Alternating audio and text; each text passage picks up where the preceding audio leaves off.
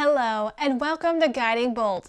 I'm your host Jessica, and today I want to explore more D&D lore. Last lore video, we explored the Arcane Brotherhood, one of the many factions found within Faerun.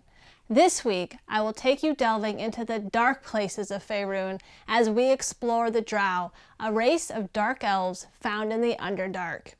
The Underdark is one of the scariest places an adventurer can go in Faerun. It is a vast network of tunnels that runs underneath the entirety of the whole world. In the darkness of these tunnels, you will find many nightmares. Among them are the Illithid, a race of psychic beings with heads like octopi that can suck the brains from unaware adventurers. There are also Umber Hulks, which are giant insect-like beasts that can confuse you with blasts of psychic energy or run you over and tear you to shreds with their immense size. But among all the dangers, you can also find beauty. There are caverns full of bioluminescent mushrooms, creating glowing forests in the deep. You may also come across underground rivers full of fish and other creatures. But be wary, water is a scarce resource in the Underdark, and many creatures may be attracted to it. I could go on and on about the vast Underdark, but for this video, I want to focus more specifically on the Drow, a cruel and evil race. They are the top dog of the Underdark, and if you cross them, you most likely will never live to tell about it. The Drow are a race of dark elves. They are dark-skinned with red infrared eyes, allowing them to see in the dark places they live. They have the innate magical ability to produce globes of darkness at will, and can also produce fairy fire several times a day. This covers their target in a harmless purple glowing fire that makes them easier to see. The Drow live in a matriarchal society where men are subservient to females. This is due to the worship of the demon spider goddess Lolth. The Drow society is very much linked to their family, but not in a traditional sense. The families of the Drow are known as houses. The head of a house is the matron mother, a high priestess of Lolth who controls everything that goes on in her house. Next in line would be her daughters, who are also high priestesses of Lolth. The hierarchy of daughters is determined by who was born first. Next comes the matron's sons in rank. Only 2 are allowed. Due to being male, the top ranks they can hope to achieve are to be House Weapon Master, in charge of training all the house soldiers, or House Mage, in charge of all the arcane spell casting. The matron will also have a mate known as the patron of the house. The patron can also hold one of the male positions in the house. The male hierarchy is more about whom is more powerful than whom. They are not above killing one another if it's advantageous to gaining the more power, as long as it doesn't hurt the house or cannot be proven, for this would bring down the wrath of the females on them. Any children of the matron mother are known as nobles. Nobles of a house make up most of the power structure. Drow houses reside inside compounds in the larger cities. Generally, a compound will have training grounds for the soldiers, a worship area for worshiping Lolth, a throne room for the matron, and living quarters for all members of the family. The larger and more prominent the house, the better their ability to have more grand compounds. Members of a house will carry an emblem of the house that grants the additional power of levitation. At the bottom of the house hierarchy are the slaves. They are members of many different races captured in Drow raids. Examples include goblins, bugbears, minotaurs, and ogres. They are in charge of all the menial tasks of the Drow. They are also used as fodder in times of war. The largest Drow city in the Underdark is Menzoberranzan. This city is made up of many houses ranked by number. The city is ruled by a council of the top 8 houses. The council members are the matron mothers from each house on the council. The head of the council is the matron of the first house, Bainray. In order to ascend higher in the ranks of Menzoberranzan, you must eliminate the house above you. There is a system to how this must be done. To fail in your attempt means the ruling council will come down on you, wiping out your house from existence. To even say the name of a house that has been wiped out is a crime, for they never existed. To succeed in an attempt, the house must first conduct the attack in secrecy, blocking all others' view with globes of darkness.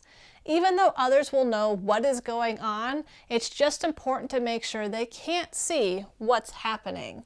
Next, the house must wipe out all the nobles of the house they're attacking. If even one noble survives, they can accuse the attacking house of what has happened, bringing down the wrath of the council.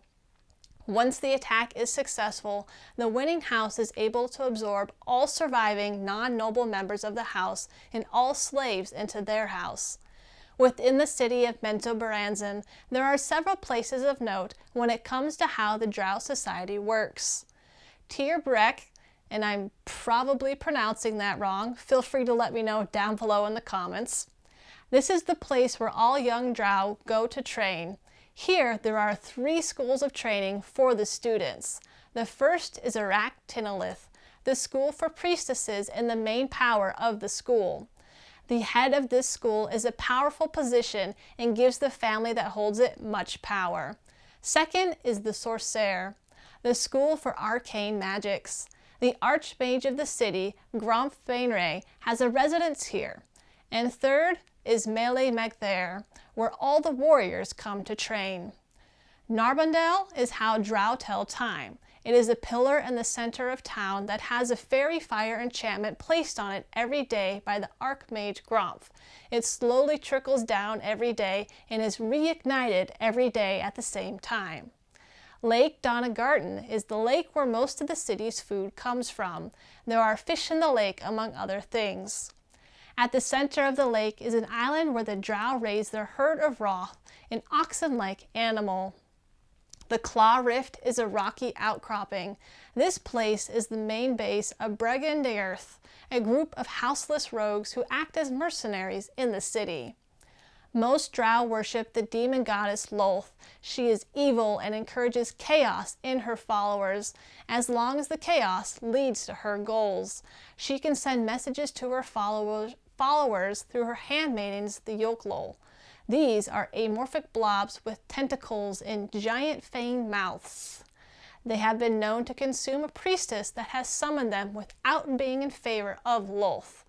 On occasion, Lolth will appear to her followers. She usually takes the form of an exceptionally beautiful Drow.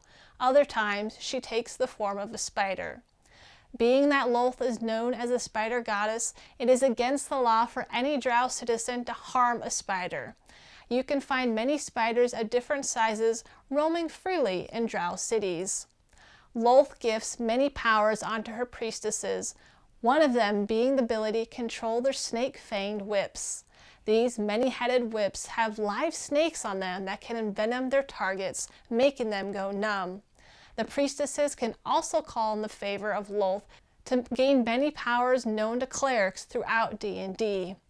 The most powerful ability they can use is to curse a fellow Drow, usually one who has lost the favor of Lolth and is deserving a horrible punishment. They turn them into a Drider with the upper torso of a Drow and the body of a spider. They are formidable creatures that are then banished to the dark pits in Menzoberranzan. The Drow do deal with other races, but those races tend to be more evil ones. The Drow see other races as inferior and refer to them as Iblith. Examples of other races they deal with are the Dark Dwarves, the Durgar, the evil Illithid, and even deep dragons have been known to come looking to trade with them. The Drow absolutely despise surface elves and take much glee in slaughtering them. Drow hunting parties are one of the most feared encounters in the Underdark. They usually consist of at least one priestess and a mage backed up by many fighters. The fighters will be fully equipped with a range of heavily enchanted weapons. They wear magically enchanted chainmail and move as silent as the night. The wizards, while not well armed, are a force of their own to be reckoned with. Even the weakest mages can wield powerful spells to decimate a party of adventurers. The most feared part of a Drow raiding party is the priestesses of Lolth. Their magics aside, they are usually the best fighters in the group and are by far the most dangerous.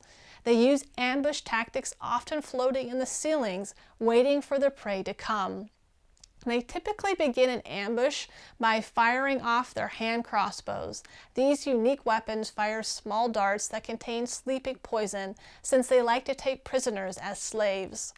After the initial volley, they will place globes of darkness on their enemies to confuse them and split them apart.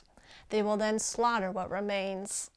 Some hunting parties may be found riding giant subterranean lizards as mounts. These lizards can move on ceilings as well as walls using their sticky feet. In the bloodthirsty culture of the Drow, it is rare for a Drow to survive past 400 years, and sooner or later, a Drow powerful enough to have gained so many years will certainly attract the attention of Lolth and end up on the sacrificial altar. Drow who die of natural causes are considered to have shamed Lolth, and their bodies are simply left to rot, their carcasses feeding the insects and rats. Drow who fall in battle or have been killed by another Drow receive a blessing from Lolth. Rather than being thrown on the garbage heap or left to rot over the doorway of one's ancestral home, the flesh on their bodies is ceremoniously stripped from the bones by a priestess, dried, and used for clothing enhancements or to make special bowls used to collect blood drained from their sacrifice victims. Their remaining body parts and bones are soaked in a strong acid, and after a few days, nothing remains. The Drow have no concept of ancestor worship, and they do not grieve for fallen family members. Instead, they are too busy scheming how to use the death to their advantage. Oofta! I don't know about you, but I don't think Drow society is quite my cup of tea. I think I'll continue to be a surface dweller and leave the spiders and backstabbing to others. If you enjoyed today's lore video, please give it a like and share it with your other friends who are into Drow and D&D. Until next week, watch your back and keep on scheming.